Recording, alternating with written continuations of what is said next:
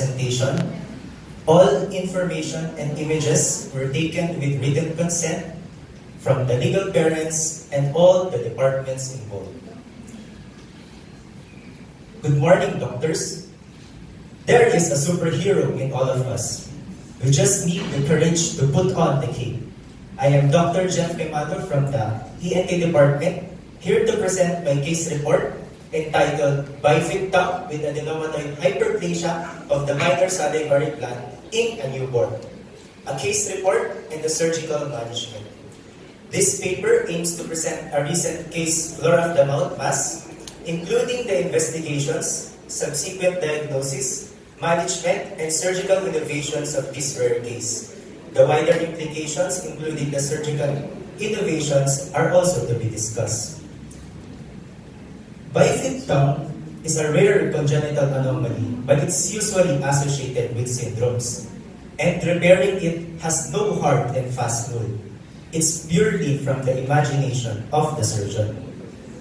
Presenting a case of a newborn female, born full term via normal spontaneous delivery to a 19-year-old Gravida 1 Para 1 1001 mother. On physical examination, she presented with a bifid tongue and 2 floor of the mouth masses. The newborn is noted to be stunted, has failure to thrive, and was not able to breastfeed. This is the image showing you the bifid tongue, 2 floor of the mouth masses, and the alveolus.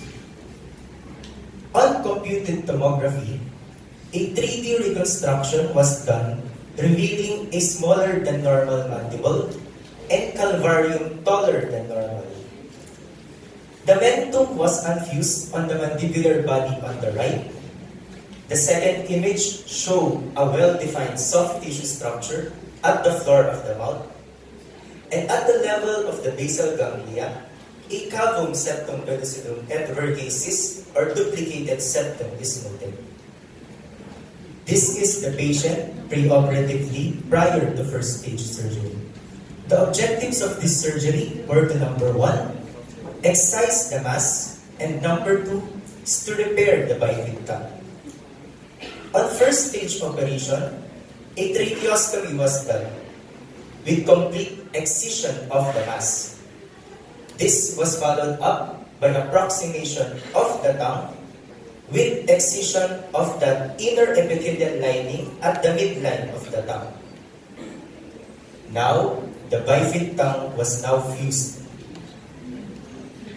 Excess lips were removed by double incision with removal of the tooth buds. This is the patient on the first post-operative day. The patient now has a patent oral airway with a functional tongue. The mass was sent for histopathologic analysis, which revealed the following results. On low power field, an adenomatoid hyperplasia of the minor salivary gland. This is characterized on high power field as hyperplasia of acinic and mucinous cells. This does confirm our histopathologic diagnosis. This is the patient at 6 months old prior to second stage surgery. The objectives of this surgery were to address the micrognathia by suspending the neck skin on the mandible and improve the oral aperture by removing the excess lips on the oral commissures.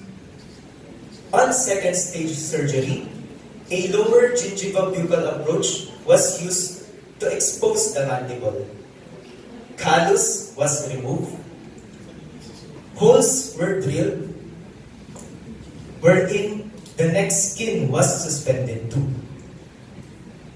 A V incision was used to remove the excess lips. This is the patient on first follow-up 3 weeks after second stage operation.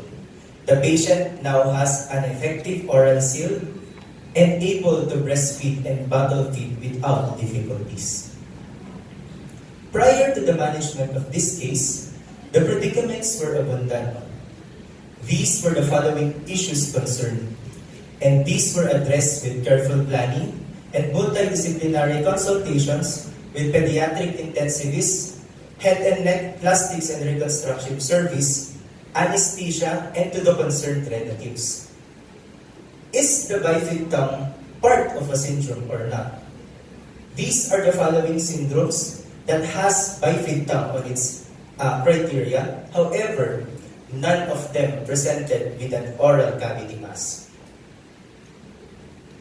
Embryological development of the tongue begins at 4th week age of gestation, when tongue fusion starts at 8th week age of gestation, to be completed at 10 weeks age of gestation, when the minor salivary gland begins their development at 6 weeks AOG.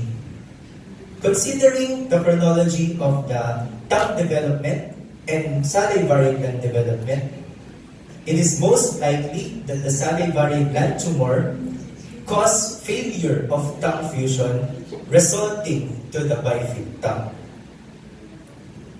Literature review revealed that there are cases of newborns with adenomatoid hyperplasia of the minor salivary gland.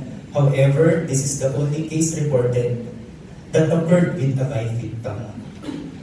And in order to arrive at a definitive diagnosis and for prognostication purposes, blood samples were sent to UPPGH for karyotyping and future genetic counseling. In conclusion, although rare, floor of the mouth masses in utero is possible. Appropriate diagnostics and multidisciplinary consultations must be employed for the correct diagnosis.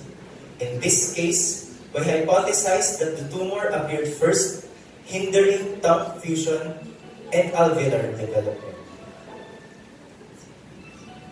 Currently, the patient has a normal weight for age, with up-to-date developmental milestones, and able to breastfeed and bottle feed without difficulties.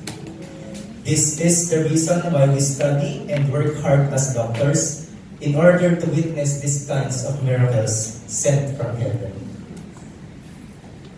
We fix our eyes not on what is seen, but on what is unseen.